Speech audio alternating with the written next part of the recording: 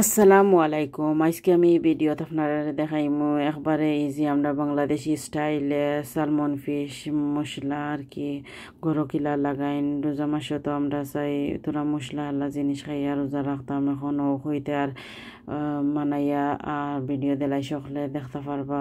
খালি রোজা নাই এমনিও খাইতে পারবা। এখন ও কিলিন আর কি একটা সালমন ফিশ, এখন ওটার মাঝে হলুদের গুঁড়া দিলাইছি 1/4 চামচ, আর মরিচের গুঁড়া 1/4 চামচ, আর লবণের গুঁড়া 1/4 চামচ দিমু দিয়া আরও আদি বালা করি আর কি মশলা মাখাইলাইমু। ওলা সেম থলু ফুল করিয়া চাইলে বোর দিও যারা মারিয়া করতে পারবা, আবার যদি ভাঙ্গি যায় তাই আমি কইতে আর ওলা করিলাই আদি আস্তে আস্তে।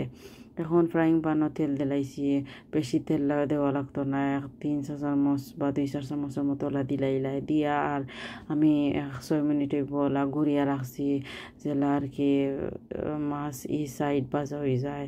এখন 5 মিনিট বাদে ওইব আমি মাছরে উল্টাইয়া দেখি আর ওই দেখো মাছ উল্টি যারের মানে আর কি মাছ পুরা ক্রাঞ্চি হয়ে গেছে। এখন হিরিবার সেই মৌ সাইড আরও 5 মিনিট দিলাই দিয়া 10 মিনিটে হয়ে গেছে। এখন ফ্রাইং প্যানও আরও 3-4 চামচ তেল দিয়া আর ছোটো সাইজের একটা রসুন কাটিয়া দিলাইছি। দেওয়ার বাদে এখানেও আমি চপ করে লিসলাম পেঁয়াজ আর কি 2টা মিডিয়াম সাইজের, বাদে ও পেঁয়াজ 2টা দিয়া আর লবণ দিলাই আর 1-2-4 চামচের মতো লবণ দিছি দিয়া বালা করে এখন লাড়িয়া এখন হলুদের গুঁড়া 1/4 চামচ, মরিচের গুঁড়া 1/4 চামচ, ধনিয়ার গুঁড়া 1/4 চামচ আর রাঁধুনি মশলা পাউডার 1/4 চামচ দিমু দিয়া আর পালা করে লাড়মো আর কি। ও দেখতে পারানি ও সেম ওলা পালা করে লাড়মো। চাইলে 1 কাপ পানি দিলাইতে পারবা, আইজার কই খামনাই পানি দিবার ওলা আর কি খাইলিমো। তোরা পেঁয়াজর তোরা খাঁচা খাঁচা একটা টেস্ট লাগে, ও গুবালা লাগবো খাইতে।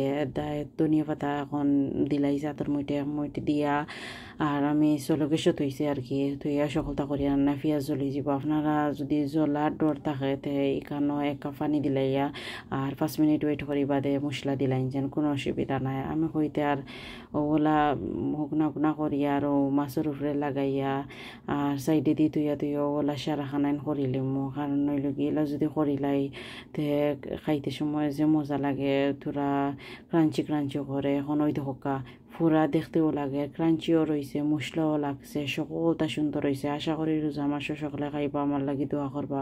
আসসালামু আলাইকুম।